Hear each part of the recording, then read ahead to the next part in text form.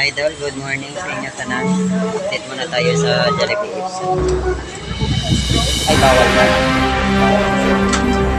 Ito, wala masyado tao kasi wala pa siya auto na Jollibee na gift sa mga idol. Kaya, mga counter natin mga idol, medyo kaya mahina. Wala tayo tao ngayon dito sa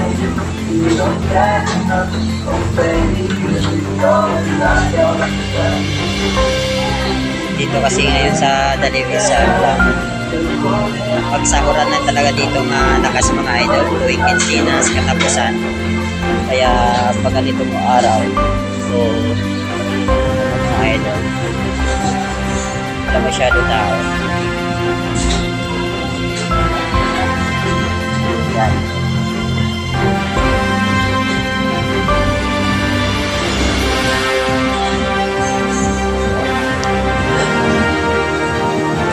Masyado tao kasi natin na tayo.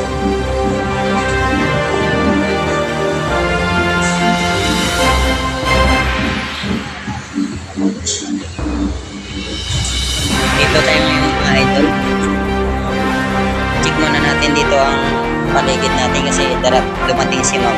Baka matiknot naman tayo dito mamaya sa baka marumi dito sa likod ng sa mga idol sa gilid ng Jollibee.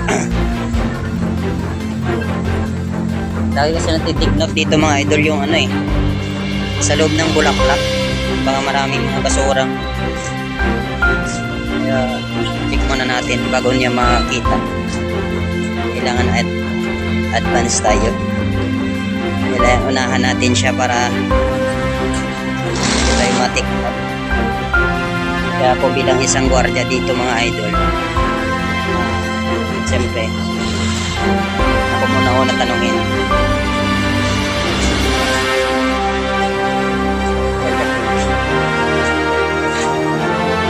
Daming mga kotse mga idol, wala naman mga tao. Kung saan pumupunta yung mga yan, iniiwan ng mga kotse dito, kaya pinabawalan nga na may-ari nito Pero sa sunod na linggo mga idol, mag-hire na sila ni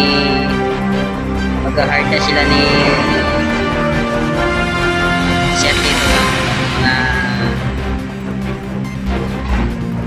parking boy para may mag-assist dyan sa mga kotse ko para hindi sila maka-park, kasi customer lang talaga dyan pwede mag-park mga idol kasi private po ito, hindi naman to public para iwan nila yung kotse nila kung saan sila punta. Minsan napunta sila sa pangko mga idol, tagal-tagal nila nalabas.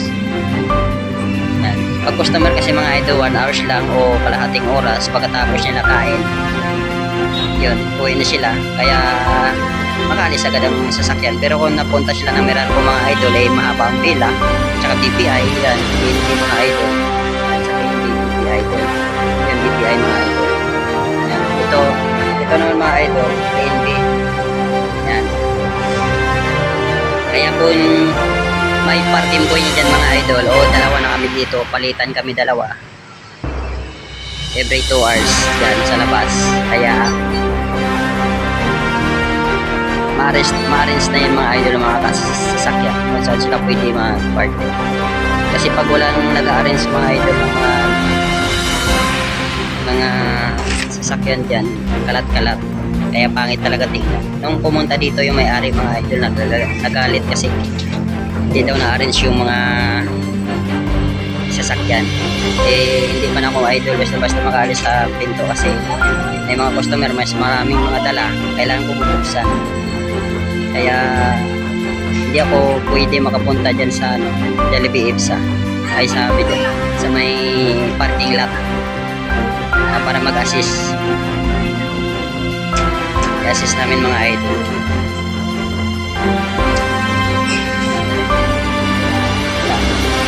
Wala masyado mga tao mga idol din sa loob.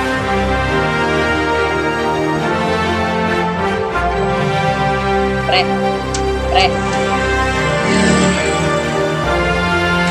yan ang parking boy ng nag-a-assist ng mga order mga idol. Inform na.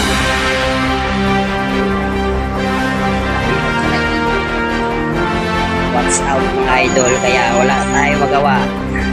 Hindi tayo lang muna tayo. Ganito naman ang buhay ng gwardiya mga idol. Kaya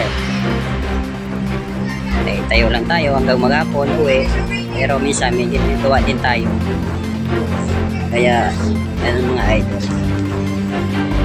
Yung maganda kasi mga idol pag may mga nag-a-assist ng mga kotse, mga motor, kung saan sila dapat magan. Pero lagyan namin dito mga idol ng ano, lagyan namin ng mga